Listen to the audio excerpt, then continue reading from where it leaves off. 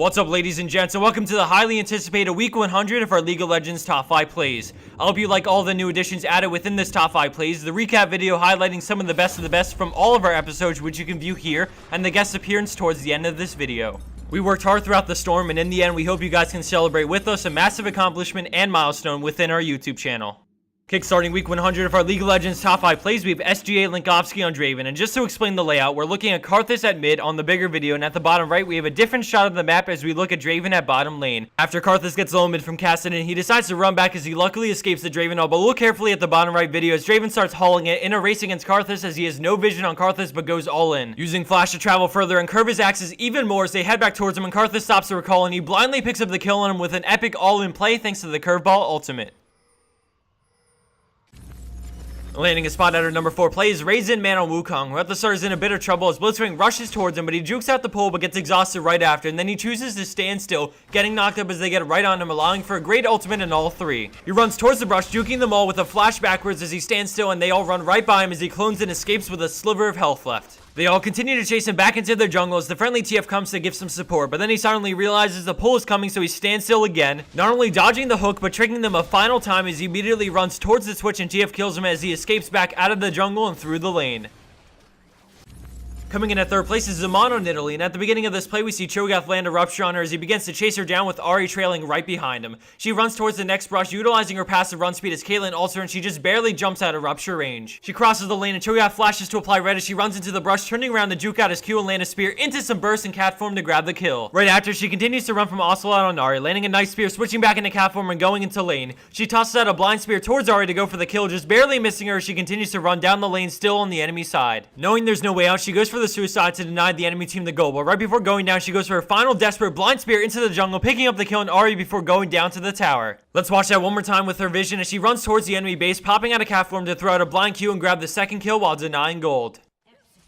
Scoring in at second place, we have a beautiful play coming from Dr. Knight on Lulu. We start things off at bottom lane in the heart of the battle as the enemy Lulu flashes back and in comes Corki and Lee Sin. She levels and puts a point in her E as she runs back with Ashe, expecting the worst as Ashe flashes back to the safety of the tower. Lulu turns around and bursts the enemy Lulu with her E and Q for first blood as Ashe overextends and Corki flashes in for the kill, but Lulu doesn't let that go unpunished as she brings him down with the help of the creeps. Some would settle for the 1-for-2 exchange, but she decides to go for it, flash-ing a caster minion into a max range glitter lance for the triple kill and double buff. Let's watch that beautiful play one more time in slow motion as she flash eats the creep, and using Pixie she casts Glitter Lance forward, causing Pixie to do the same and grab the max range triple kill off of Lee Sin.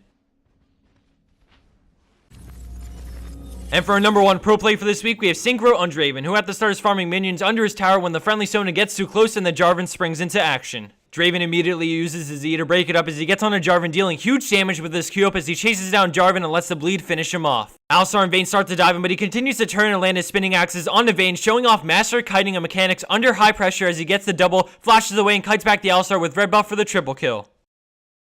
And for the bonus clip of the week, we have Spaghetti doing the meatballs.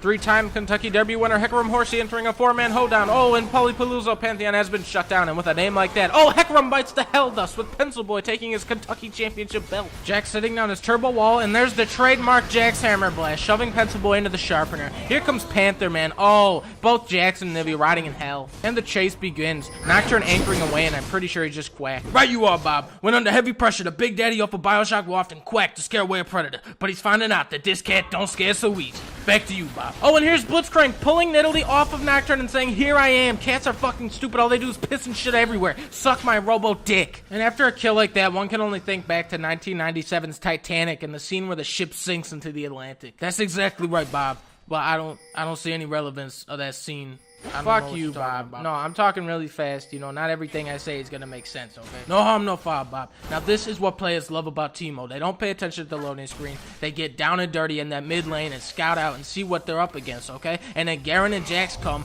and save Teemo. That happens just about every game I've played. Back to you, Bob. Thanks, Bob. Now, here we are seeing a team that thinks they're walking into a birthday party, okay? But what they're actually entering is a jungle of deception. Yes, the Nexus is open, but there's 50 Teemo mushrooms there, and you guys are about to get fucked. Couldn't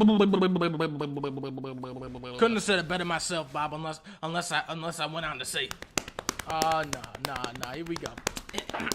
Jamona, Jamona, Jamona,